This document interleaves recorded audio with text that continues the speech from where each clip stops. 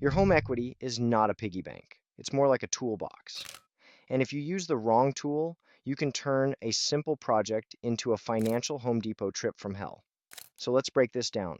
A HELOC is a line of credit against your home. Think of it like a credit card attached to your equity, except usually with better terms than the little plastic rectangle ruining everybody's peace. It can be good for emergency reserves, renovations, short term cash flow, or having access to money without pulling it all at once. A HELOAN is different. That's usually a fixed loan with a fixed payment. You take the money up front and you know exactly what your payment looks like. That can make sense for debt consolidation, bigger projects, or when you want structure instead of I'll figure it out later, which is usually how people end up crying in a spreadsheet at midnight. Then there's cash out refinance. That means replacing your current mortgage with a new one and pulling equity out.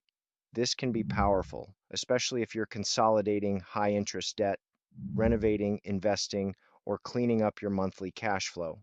But it's not always the move, because sometimes people chase cash out like it's free money. It's not. You're borrowing against your house. So the question is not, can I take money out? The better question is, what does this money do for me? Does it lower my monthly obligations? Does it eliminate 25% credit card debt? Does it increase the value of my property? Does it create reserves so one emergency doesn't turn into a full-blown financial horror movie? That's the playbook. HELOC for flexibility, HELOAN for structure, cash out for bigger strategy, debt consolidation for breathing room, renovations for value, emergency reserves for protection. The goal is not to borrow more money just because your house went up in value. The goal is to use equity like a chess piece, not a casino chip, because smart homeowners don't just ask, what's the rate? They ask, what's the plan? And that's where having options matters. Sometimes the best loan is the one you don't take. Sometimes it's a HELOC.